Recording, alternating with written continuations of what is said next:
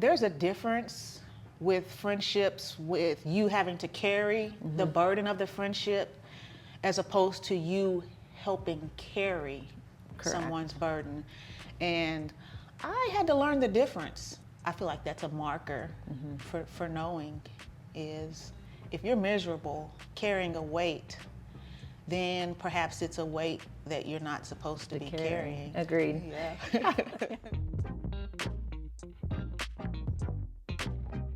Okay, good morning, you guys. My name is Ginger Della Ripa, and I am here with a very close friend of mine. I'm Charity, and welcome to Between Laundry and Legacy. So today's topic will be Christian friendship and finding your circle. Which is sometimes very difficult to do. So I met Ginger through my husband. Our husbands work together, and I believe I met you at your wedding initially. So it had been about 11 years ago, almost 12 years ago. Yeah. And from there, 100% friends. yeah, we just have built a bond over the years. They have another friend, and we're friends with their wife. We have a name for each other. But it represents the bond that's there. And so friendship is something that is kind of difficult in general. Yeah. And sometimes when you get a little further in life and you're a mom and you're a wife and you're caught up in all the other things that you have to do, finding quality friendships isn't as easy as it was perhaps when you were in high school or college. Yeah, when you were younger. And I think another focus is like Charity said, when you get a little older in life, your window of opportunity is narrowed, and I think that your window of what you can tolerate with your other responsibilities as a mom and a wife and a believer and volunteering and all of those things, I think the window kind of closes down, and so you're kind of more select. So I think straight away, Charity and I connected straight away, and I think there's been some rough times over the last decade, and there's been some great times. We've been able to celebrate each other's children and accomplishments that our husbands have had. And then just being able to bond and work through some struggles that we've had as moms and wives and believers throughout over the last decade. And I think that's probably why we picked this topic first. Yeah. So that leads us to our first question. How do you know if a friendship is ordained by God? That's a big one.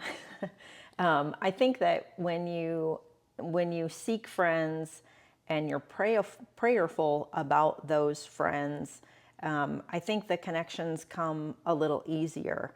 But then, God, like we found, God doesn't come for the healthy, He comes for the sick. Mm-hmm. So I think that there are relationships that you find that are very easy, and you recognize straight away that they are ordained by the Lord. And I think that is Him trying to just put shingles on the house for you in friendship, but also not to just corner yourself into the friends that are ordained by the Lord. You still need to seek others that you may need to be a pillar for. And so I think we've done that as well with just the groups and circles that we've been around. We've been able to influence or come under and support other women that may not. And those have become ordained friendships, I think, also. So I think it's a good question.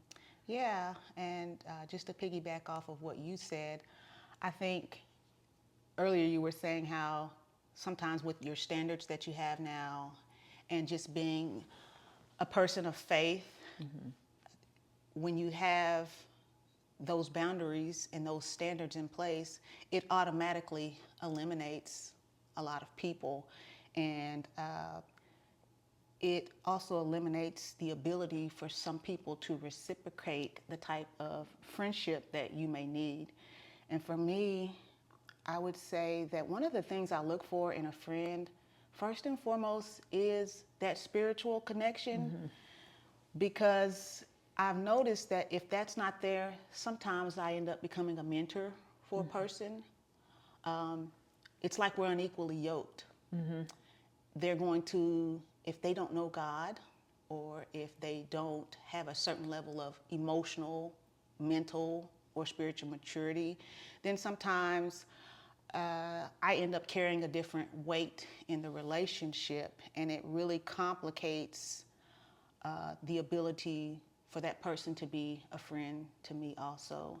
And so I look for that spiritual component, that spiritual connection, because I think a lot of times we can connect with people on a lot of different things. You may like shopping, or you may like food, or you may like to decorate, and that can be a common connection, but those aren't always enough to sustain the type of friendship that you need for that inner circle type of relationship. Agreed. I think the saying is that you can have a lot of acquaintances or a lot of friends, but make sure that your circle only can fit in one hand, meaning, 5 friends that are super close to you. It doesn't mean that you're eliminating those that are on the outskirt. It just means that, if God can have you in the palm of his hand, make sure that you have friends that are pillars in that type of relationship. That's so good. Yeah, and I have been in the situations where friendships developed for a purpose. And I think a lot of times God will bring people in your life sometimes that are going through something that you are there to help them with. And you may have a season where you are having to be really present for that person, and then, it flips that way. And I think it's really important to recognize the difference between having to fully and outright be the sole carrier of a relationship, as opposed to being able to have a reciprocated friendship, per se, Agreed. with a person. And it took me a while in my life to realize and understand how to pick quality people. Right. Over just a quantity, a bank of people you could call on. Because I went through that phase in my life where I've always kind of struggled to make friends, and I was just shooting darts everywhere. Right. And it caused me a lot of pain, trauma, headache, undue suffering. And I think one of the beauties of having a true friend that God has placed in your life is that there will be purpose involved with those relationships. God will reveal to you your place and your reason in their life, and vice versa. Agreed. So, have you ever had to walk away from a friendship? 100%. I think, so the question is, have you ever had to walk away from a friendship? And I believe that we all have, or we've suffered the consequence of not walking away soon enough, whether, in any type of relationship. So this can be in families, this can be in friendships, this can be in relationships. And I think what we do is, like you said, you're unyoked, you carry the weight, and eventually once you recognize it, the disconnect needs to come. Like I said, you can hang on too long. My analogy is like, and this is in motherhood, telling my kids, don't hold on to that water ski rope and keep on, taking on all the water. You're not evenly yoked, and the separation needs to come. And so once you recognize it, and you truly have the reflection that it needs to go, you need to be very precise about it and let them know. And maybe in a season in their life later, they'll maybe clean up their act, or they, those types of things. So not to be like so terminal about it, but understand why you're making the separation, delineate what those things are to that individual, because you may be mentoring or setting up a standard for them that later in life they'll look back and say, Charity was right. I need to eliminate this, that, and the other to be a better friend or to be a better person. And so for sure, I've had to terminate relationships or friendships because they're not part of your circle. And I think that every good leader has said, if you look around, you do become your friends. And that's true. I reflect back to one of the relationships that I have most recently, it would be about 8 to 10 years now, one of the last ones that I had to let go of. And everything you said is so true. It was a difficult break and pull, and that season was over. I had evolved out of it, and it was pulling me down to still be there. Yeah. And at some point, I believe that when you don't let go of what you need to let go, it just becomes disobedience. Like Yeah, when I you agree. try to live in a season and in a relationship that is over with a friendship, then you've missed God's voice at some point. Agreed. And I remember the time building up to letting that relationship go. I knew that there was going to be, it was going to look a certain way when I let it go. But the moment I made the decision, all the trepidation leading up to it, the peace that came, it just did not lie. And I never looked back. And it was a real lesson for me, because that was one of the first like heavy friendships that I can, in my adult life, Recall. having to break from like that. And so it taught me a lot. It taught me so many things. And moving forward, it taught me to stop just throwing darts. Right. And be very select.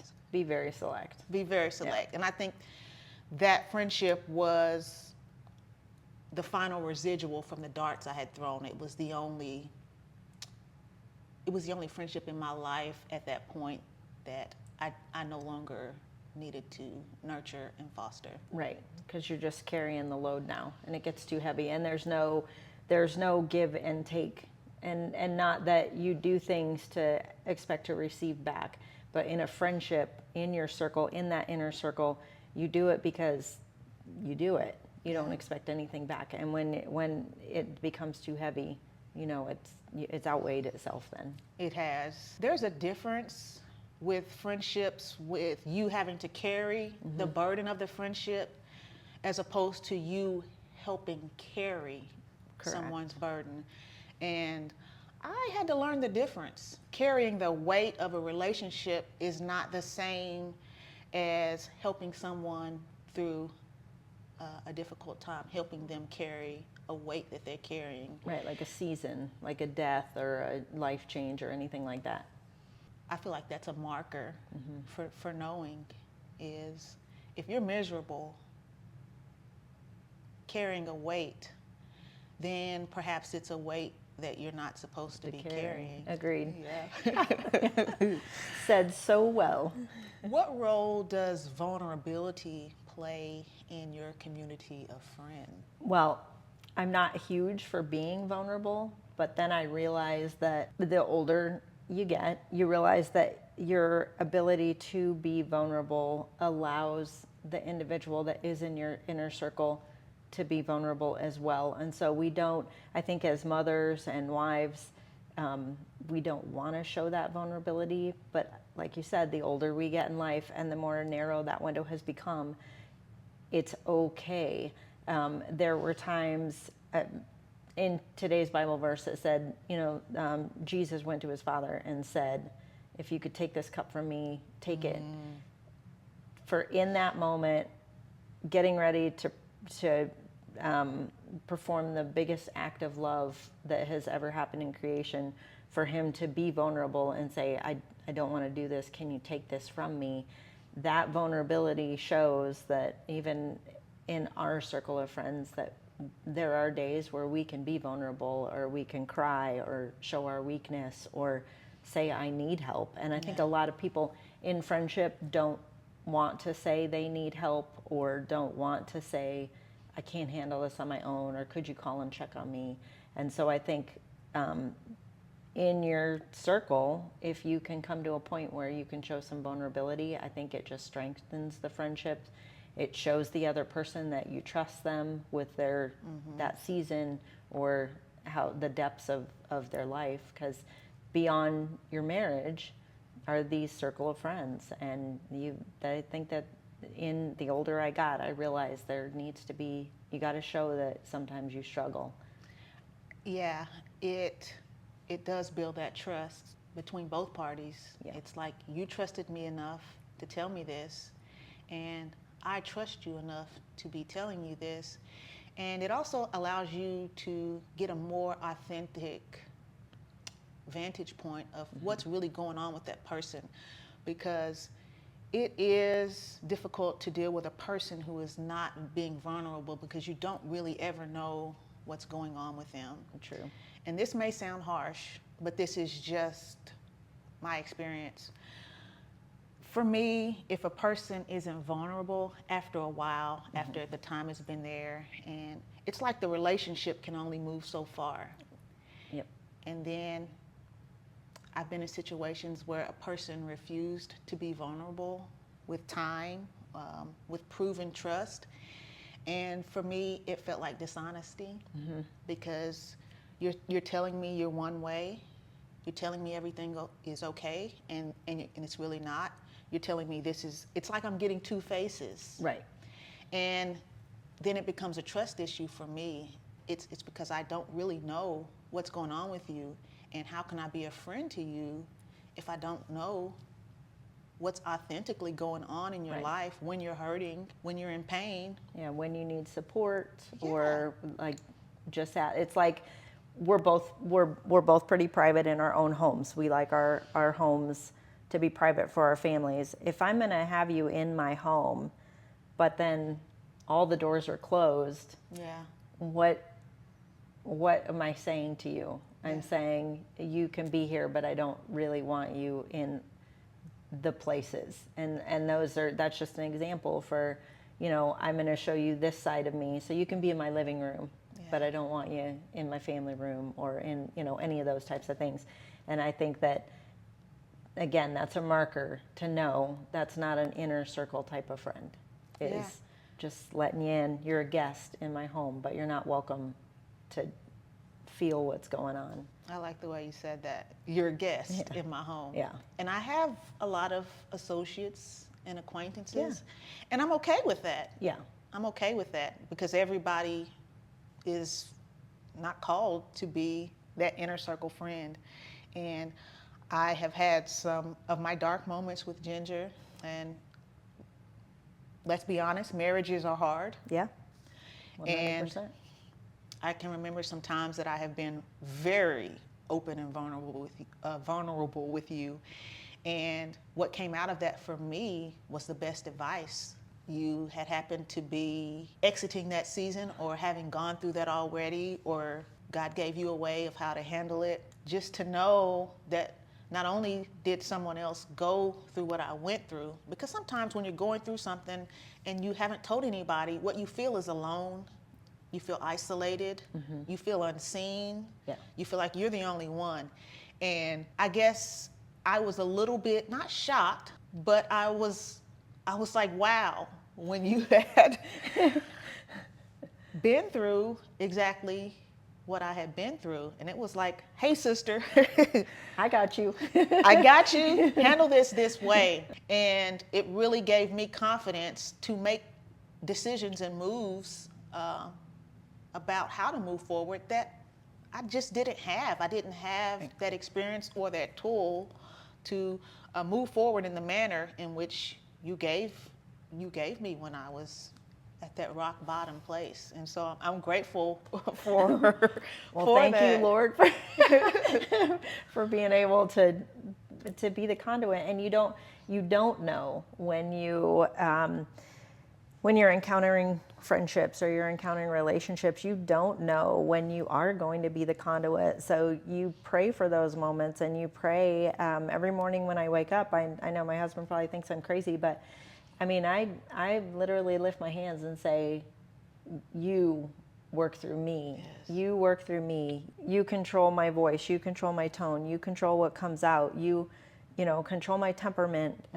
Let me be the person that you put me here to be. When you pray that prayer, and I pray something similar, it is the reminder, God, remind me to be present.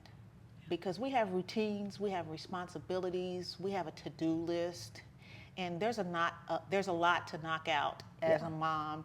And when you submit to the Father's will and you pray that, sometimes things will come into your day that you have to take a pause and address, but it's part of God's purpose and plan. And the beauty of having an inner circle friend like yourself is that, okay, we don't get to see each other all of the time. We don't get to talk all of the time. But I know, and you say it too sometimes, is that if things blow up and hit the fan, the time and the space will be made Yep. for us to get to each other or talk on the phone or to be there for each other. And I think that is how God wants us to be. He wants us to be present, is what I'm trying to say. Sometimes what you need to be present for may not be on your roster of things to do for that day. But if you are an open and a willing and submitted vessel, then your eyes are going to be open to those moments where He needs to use you. Right. Agreed. Stamp of approval. Sometimes with friendships, you don't have the whole big picture of what it's going to look like. There is an inner knowing that you're supposed to be connected, but God will reveal the rest with time, or He'll reveal the rest as you go along.